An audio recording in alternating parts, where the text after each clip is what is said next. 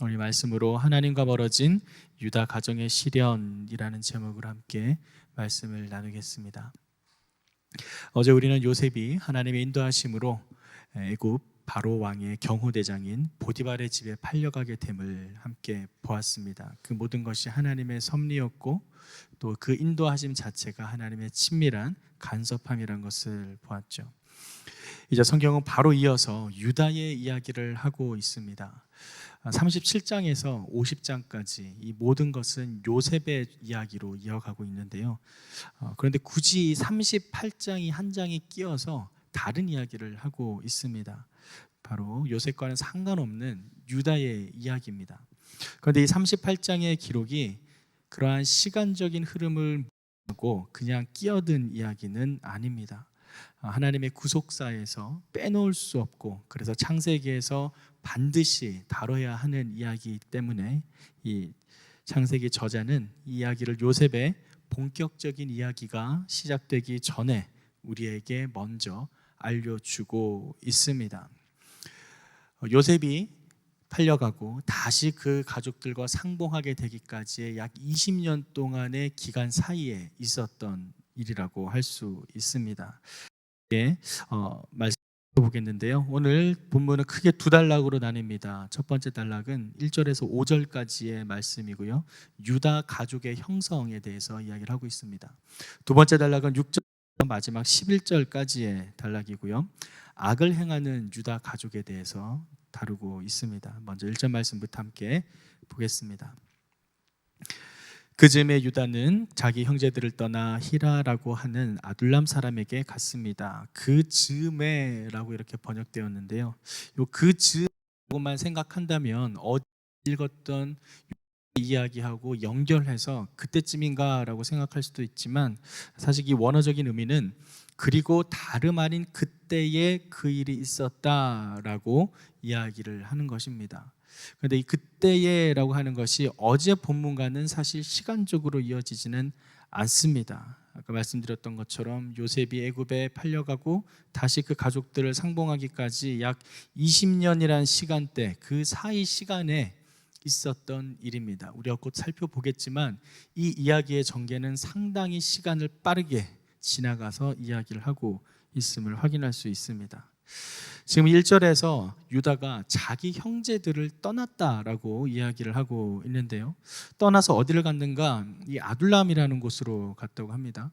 이 아둘람은 어디 있는가? 바로 헤브론 골짜기, 그들이 원래 살던 그 헤브론에서 북서쪽으로 약 24km 떨어져 있는 한 마을입니다. 일찍부터 여기에서는 사람들이 거주하면서 촌락을 형성을 했었고요. 여호수아의 그 정복 시대에서는 가나안의 대표적인 31개 성읍 가운데 하나이기도 합니다. 또 부근에 석회동물이 많기로 유명해서 우리가 잘 알고 있는 다윗이 사울을 피해서 숨어 있던 곳이기도 하죠.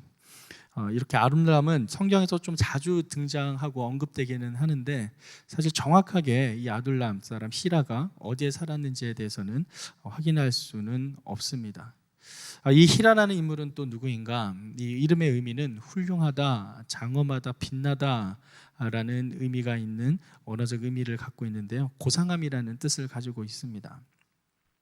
그는 유다와 같이 목축업에 종사한 것을 확인할 수 있습니다. 나중에 이제 12절과 20절을 보면은 그가 유다의 친구로 이렇게 표현을 하고 있습니다. 그렇게 친구로 만큼 아마도 두 사람은 상당히 친밀했던 관계를 유지했다라는 것을 알 수 있습니다. 그런데 여기서 우리가 주목한 것은 유다가 바로 그 자기 형제들을 떠나서 그에게 갔다라는 사실입니다. 분명 무슨 일이 있다라는 것이죠. 하필 어제 제가 계속 말씀드린 것처럼 이 형제들이 많은데도 지금은 유다에게 집중을 하고 있다라는 것, 바로 이 유다를 통해서 하나님께서 무엇인가를 행하실 것이라는 것을 우리에게 암시하고 있습니다. 2절 말씀을 함께 보겠습니다. 2절 말씀. 거기에서 유다는 가나안 사람 수아라는 사람의 딸을 만나 그녀를 아내로 맞아들이고 동침했습니다. 여기서 딸을 만나라고 지금 우리말 번역을 했는데요. 개역 개정 번역에서는 이 딸을 만나라는 이 부분을 딸을 보고 그를 데리고 동침하니, 이렇게 딸을 보고라고 이야기를 합니다. 이 본다라는 말은 성경에서 참 많은 의미를 가지고 있습니다. 원래 이 원어적인 의미는 단순히 그냥 목격하다라는 뜻만 가지고 있는 게 아니라 뭐뭇에 관심을 가지다라는 뜻을 가지고 있습니다. 그래서 그냥 바라본 게 아니라 관심을 가지고 주목해서 그 여인을 바라보았다, 그 딸을 바라보았다라는 것이죠. 즉 유다는 지금 이방 여인을 보고 이성적인 관심을 갖게 된 것입니다. 눈치채셨죠? 우리가 이제 이방 여인 하면은 떠오르는 것은 단순히 이성적인 의미뿐만 아니라 그 의미를 넘어서 그가 섬기고 있는 우상까지도 같이 생각하게 됩니다. 지금 대부분 이 죄는 이 보는 것에서부터 출발을 합니다. 우리가 잘 아는 것처럼 하와가 뱀의 유혹을 받은 후에 선악과를 본즉 먹음직도 하고 보암직도 하고 그랬습니다.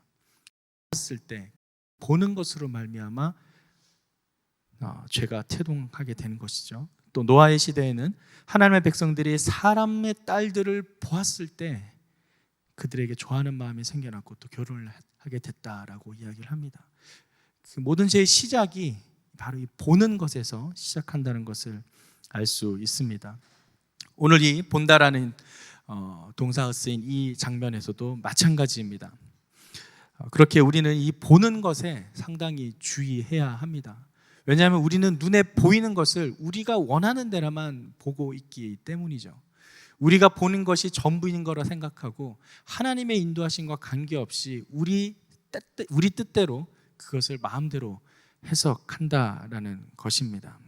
잘못된 것임을 알면서도 관심을 가지고 보게 되면 그것은 결국 죄 가운데로 우리를 인도하게 됩니다.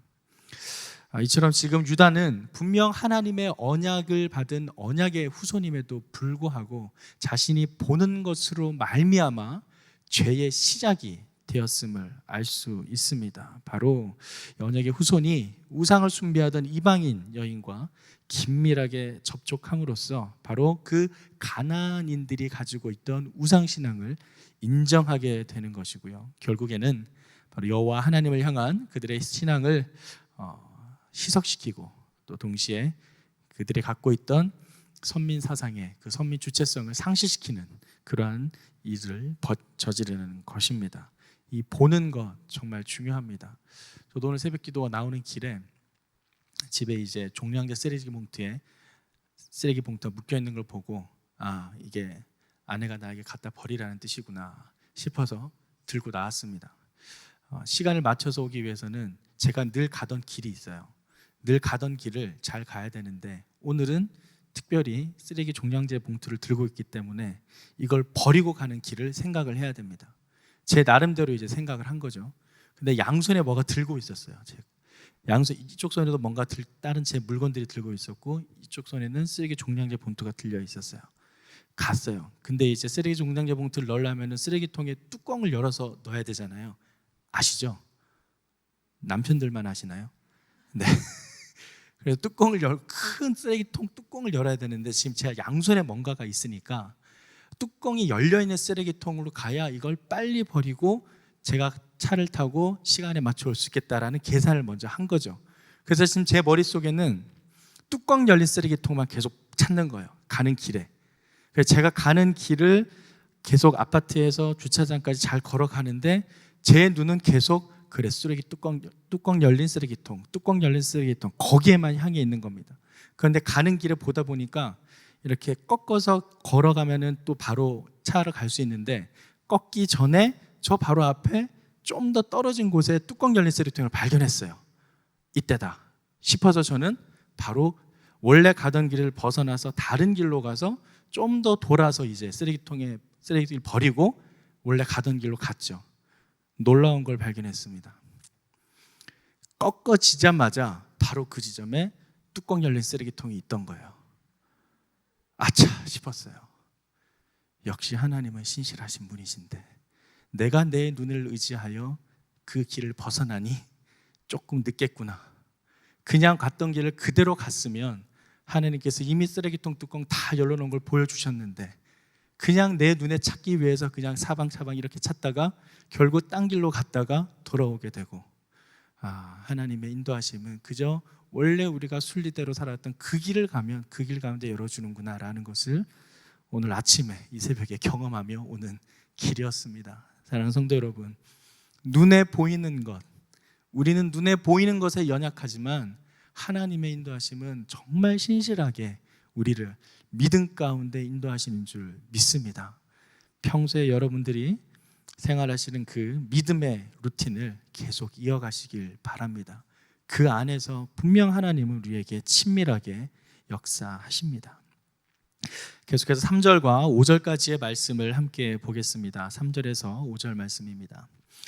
그녀가 임신의 아들을 낳고 그 이름을 에르라고 했습니다. 그녀가 다시 임신의 아들을 낳고 그 이름을 오난이라고 했습니다. 그녀가 다시 임신의 아들을 낳고 그 이름을 셀라라고 했습니다. 셀라를 낳은 곳은 거십이었습니다.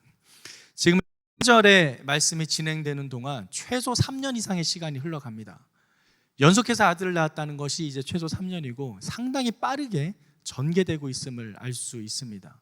뭔가 지금 하나님께서 이 유다 가정을 통해서 우리에게 주고자 하는 메시지가 분명히 담겨 있는데 지금 이 세 명의 아들이 빨리빨리 나와야 그 이야기를 전개할 수 있으니 지금 한 절 한 절마다 아들이 탕탕탕 나오게 됩니다. 한번 볼까요? 3절에 기록된 이 에르라는 이름의 의미는 일어나다라는 그 우르에서 유래했습니다. 일어나다. 사실 이 야곱의 아들들의 이름은 어떤 사건에 연관되어서 지어졌던 것을 생각할 때에 당시에 아들이나 또 자녀 이름을 지을 때 그 아비 부모님의 신앙적인 경험에 따라 이렇게 자신의 마음을 비추어서 이름을 짓게 됩니다. 그들 중에 이제 하나인 유다 역시 마찬가지로 그러한 전통에 따라서 자기 이름을 어떤 사건과 연결시켰다라고 볼 수 있는데요. 특별히 지금 이 유다가 요셉이 죽지 않기를 바라는 마음이 여전히 담겨 있었다라는 것을 이 첫 번째 아들인 에르를 통해서 확인할 수 있습니다. 즉 이미 팔려간 요셉이 죽지 않기를 바라는 마음에 아들의 이름을 깨어나라, 일어나라 라는 이름을 아들에게 붙였다라는 것이죠. 여전히 지금 유다의 마음속에는 동생 요셉에 대한 죄책감과 양심의 가책이 남아있음을 확인할 수 있습니다. 오난도 마찬가지입니다. 오난은 왕성함, 또 힘을 가진 능력, 강함 이러한 뜻을 갖고 있습니다. 바로 자신의 아들이 왕성하게 자라게 되기를 바라는 뜻일 수도 있겠지만 또 한편으로는 그 형의 에로의 이름과 마찬가지로 애굽으로 팔려간 요셉이 죽지 않고 고난과 위기를 잘 이겨내서 힘을 얻길 바란다라는 그러한 의미를 반영했다라고도 할 수 있습니다. 마지막 셀라도 마찬가지입니다. 이 셀라의 이름은 기도 또는 평화라는 뜻의 이름입니다. 지금 이 셀라는 특별히 그들이 아둘람을 떠나서 거십이라는 곳에 있었을 때 태어났다라고 성경은 우리에게 알려주고 있습니다. 아마도 유다가 비록 자신은 떠나 있었지만 새로 태어난 아이가 이 집안에 아무런 일이 없기를 바라는 마음에서 이러한 뜻의 이름을 붙였다고 볼 수 있습니다.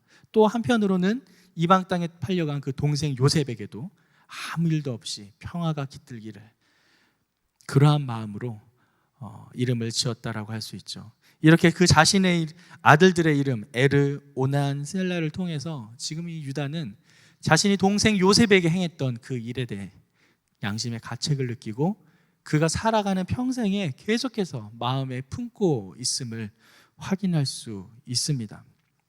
그런데 지금 하나님의 마음은 좀 더 멀리 갑니다. 그래서 6절 7절 말씀에 좀 더 빠른 시간의 전개가 이어가는데요. 6절 7절 말씀을 함께 읽겠습니다.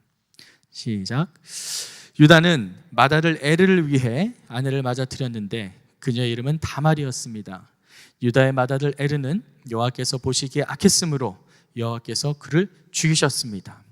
이제 5절까지 유다 가족의 형성에 대해서 이제 마무리가 되고 이제 두 번째 단락으로부터는 그 가족들이 어떠한 악을 행했는지에 대해서 기록을 하고 있는데요. 먼저는 그 아들들의 악행에 대해서 기록을 하고 있습니다. 그 아들들의 악행, 6절에서 10절까지 있는데 먼저 이 6절, 7절 말씀에 맏아들 에르를 위해서 아내를 맞아들였다라고 합니다. 지금 3절에서 에르가 태어났거든요. 근데 지금 6절에서 결혼할 배우자를 구합니다. 그 사이에 성장의 기간이 점핑이 돼서 정말 사건이 빠르게 시간이 전개되고 있음을 알 수 있습니다. 지금 하나님께서 지금 이 유다 가정을 통해서 우리에게 보여주고자 하는 것이 명백하게 나타나고 있다는 것을 우리는 확인할 수 있습니다.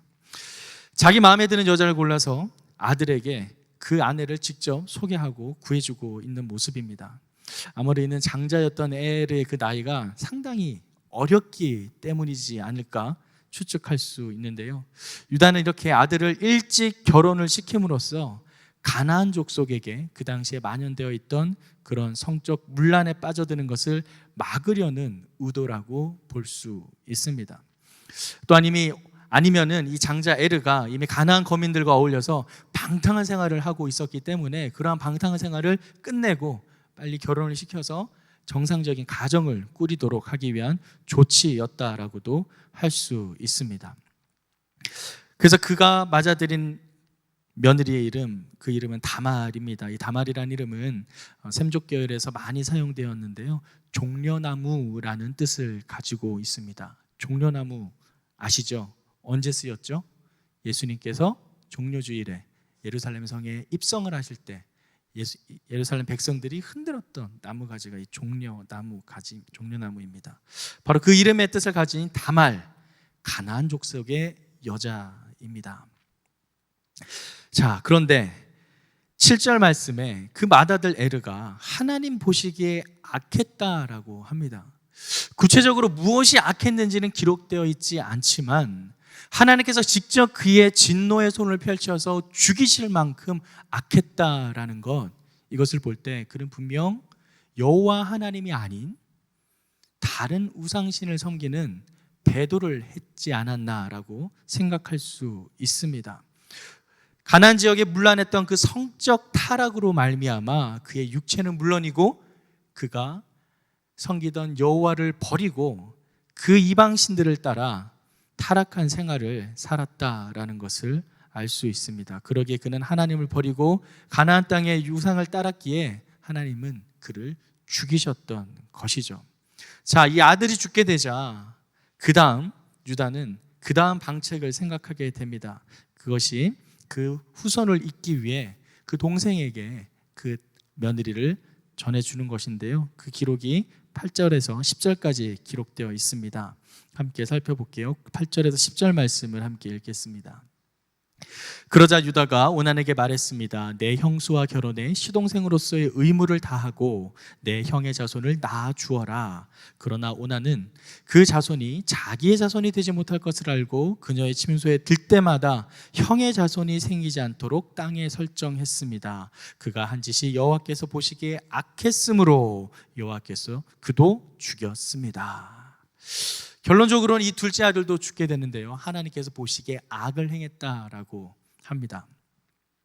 근데 오늘 본문에서 보이는 이 후대를 잇기 위해서 동생이 형의 아내를 물려주는 것, 이것은 죽은 형을 대신해서 동생이 그 형수와 동침을 함으로써 아들을 낳도록 하는 계대 결혼법이라고 부르는 당시 고대 근동 사회에 널리 시행됐던 풍습 중에 하나입니다. 이 계대 결혼법 무엇인가? 바로 가문과 혈통을 중요시 여겼던 당시 문화권에서 후손을 남기지 못하고 죽은 그 형제가 있을 때에는 그 가문의 대를 잇기 위해서 친형제나 또 친족 중에 하나가 죽은 형제의 부인과 결혼을 해서 아들을 낳아 주어야 했었던 것이죠.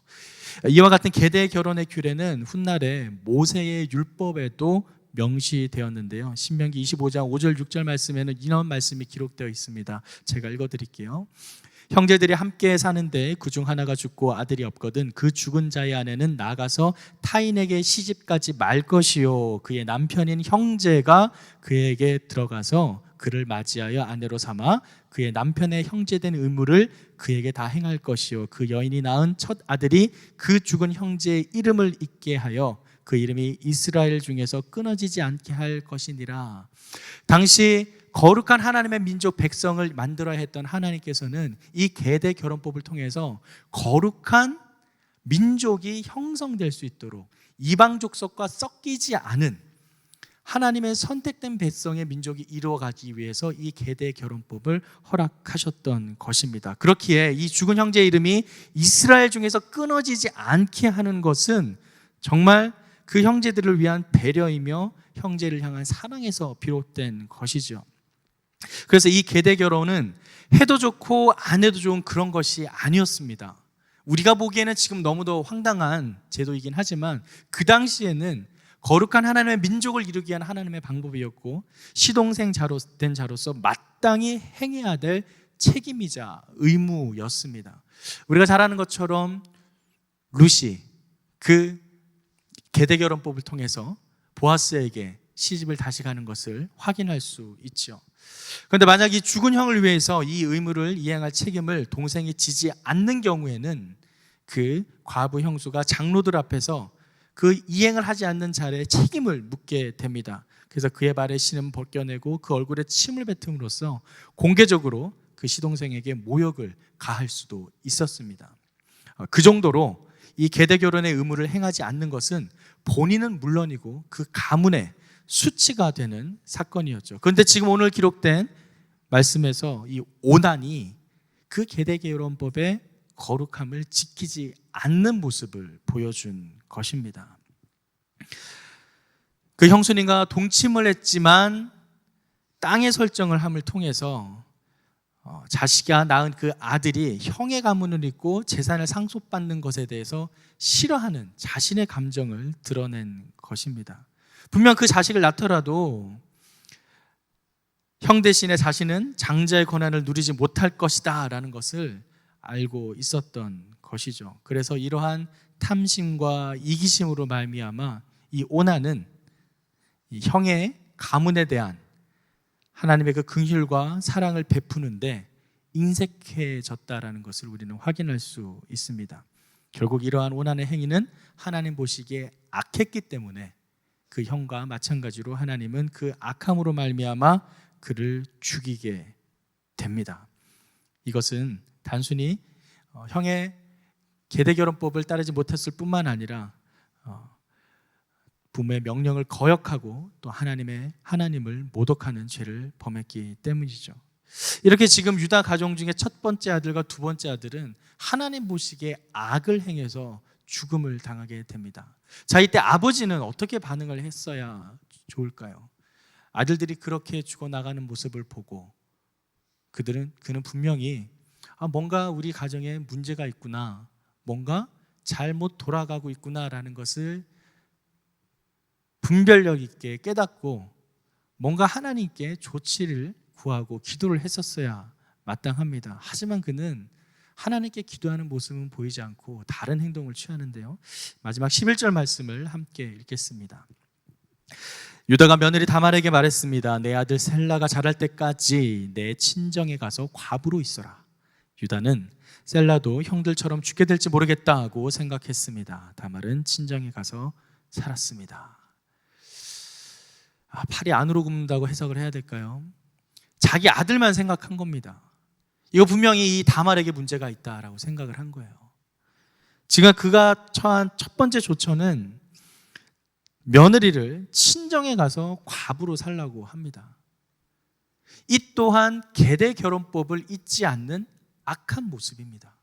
마땅히 그 형수를 마지막 아들인 셀라에게 줬어야 했습니다. 물론 이 셀라의 나이가 아주 어렸겠죠. 그래서 너무 어렸기 때문에 유다가 걱정했었던 것일 수도 있지만 지금 그냥 친정에 가라고 하는 게 아니라 지금 아이가 다 자랄 때까지 좀 기다려라 라고 이렇게 이야기를 하고는 있지만 지금 그 마음속에는 불안했던 겁니다. 우리 셀라마저도 죽을 수도 있겠다. 안 되겠다. 내 마지막 아들 살려야 돼. 라는 그의 욕심이, 유다의 본심이 작용했던 겁니다. 자기의 아들들에게서 뭔가 잘못을 찾지 않고 이거 다 며느리가 잘못한 거야 라는 그 잘못을 밖에서, 외부에서 찾았던 것이죠. 그래서 그 다말을 친정으로 쫓아내고 그곳에서 과부로 지내게 한 것입니다. 유다의 이런 행동은 자신에게 닥친 이러한 불행의 원인을 자신에게서가 아니라 다른 데서 찾으려는 악한 행동이었으며 그 결과 다른 사람까지도 불행하게 만들었음을 보여줍니다. 사랑하는 성도 여러분, 행여나 이러한 유다의 모습 속에 우리의 모습이 있지 않나 돌아봅니다. 분명 내가 잘못한 것이고 내가 악을 범했는데 그것을 내가 아닌 타인에게 미루고 쟤 때문이야, 환경 때문이야, 나는 그렇지 않을 수 있는데 이 상황이 나를 이렇게 만들었어 라고 핑계를 대는 것들, 모두 다 우리의 양심을 거스르는, 하나님의 인도하심을 거스르는 악행이라고 할 수 있습니다. 하나님 앞에서 죄를 짓는 것을 유다는 방치했을 뿐만 아니라 애들을 제대로 훈육하지 못했습니다. 그리고 자신의 집에 임한 하나님의 징계 역시 제대로 이해하지 못하고 괜히 며느리에게만 고통을 주는 어리석은 모습을 보여주고 있죠. 이렇게 오늘 본문 모습을 통해서 앞으로 전개될 유다를 통한 하나님의 역사가 어떻게 일어난지를 서두로 소개하는 장면이라고 할 수 있는데요. 이렇게 유다 가족은 그들의 악행으로 말미암아 더욱더 하나님과 멀어지는 모습을 오늘 본문에서 기록하고 이 일들을 계기로 해서 결국 유다는 자신의 며느리인 다말과 근친상간이라는 범죄에 근친상간으로 나타나는 것을 보게 됩니다. 사실 이 사건은 긴 하나님의 그 역사적인 안목에서 볼 때는 오히려 역설적으로 죄인을 향하신 하나님의 그 사랑과 구원을, 또 구원의 역사에 전개에 담긴 하나님에게 섭리의 본질을 확연하게 보여주는 사건이라고는 할 수 있습니다.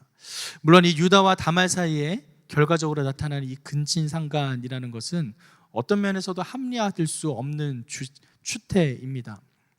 이러한 사건은 앞서 그 이스라엘 야곱의 가정에 있었던 루벤과 빌하의 근친상간이 있었죠. 또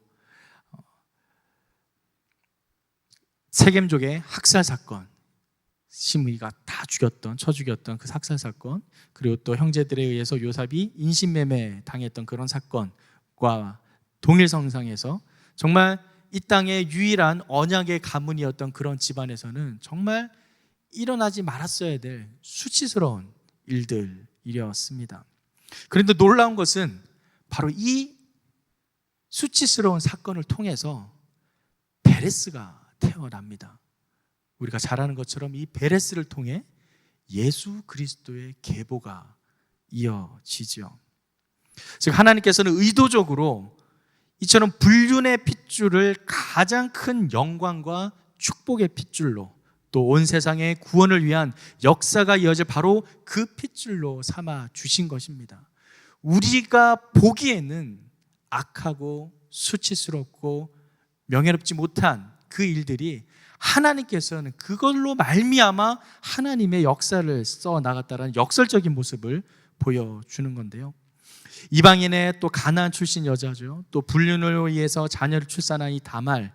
그런데 놀라운 것은 우리가 잘 알고 있는 마태복음 서두에는 이 족보 안에 바로 5명의 여자 중에 첫 번째로 기록된 여인이 바로 이 다말입니다. 예수의 족보 땐 여인이 5명이 있었는데 마리아를 제외하고요. 첫 번째는 다말, 근친상가자죠. 또 두 번째는 기생 라합이었습니다. 그리고 세 번째는 룻, 이방 여인 룻이고요. 또 마지막은 우리아의 아내라고 기록된 여인입니다. 밧세바죠. 끝까지 밧세바가 아닌 우리아의 아내로 남습니다. 이는 예수 그리스도가 죄와는 전혀 상관없는 절대 순결한 분이심에도 불구하고 그 죄인을 구원하시려고 바로 죄 가운데 또 오신 분이라는 사실을 우리에게 보여주고 있습니다. 그렇기 때문에 이 유다와 다말의 사건, 앞으로 우리가 내일 모레 계속 살펴볼 그 사건을 통해서 죄인들조차 하나님 앞에는 받아들여줄 수 있음을 결정적으로 실증하는 구체적인 신뢰가 바로 이 사건이라고 할 수 있습니다. 즉 이 사건은 하나님의 구원은 다름 아니라 이들 같은 죄인을 위해서, 그리고 이들 같은 죄인을 통해 전개되는 것임을 역설적으로 우리에게 알려주고 있습니다. 또한 이는 야곱 일가와 또 그 후손들, 곧 이스라엘 민족이 선민이 된 것은 그들이 다른 민족보다 우월하거나 그들의 능력이 뛰어나서가 아니라 하나님의 주권적인 선택임을, 하나님의 은총의 역사임을 우리에게 다시 한번 확인시켜 줍니다. 그러기에 이러한 하나님의 은총을 구하며 우리 믿는 자들은 하나님 앞에 나가야 될 줄 믿습니다. 우리가 하나님의 사랑과 은총을 받는 것은 우리의 잘남이나 우리의 능력이 아닌 하나님의 주권적인 선택에 있다라는 사실입니다. 사랑하는 성도 여러분, 우리의 삶이 우리 눈에 보기에는 어렵고 또는 우리 눈에 보이는 것만 위해 살기를 원하는 욕심이 있을지라도 우리는 반드시 하나님의 말씀 안에서 주님께서 가르쳐 주신 그 길을 걸어가야 될 줄 믿습니다. 그 믿음의 여정 속에 분명 하나님은 우리에게 이미 작정하신 하나님의 계획을 이루시고 그 계획을 통해서 우리는 미처 바라볼 수 없는 하나님의 놀라운 일들을 써내려 가시리라 믿습니다.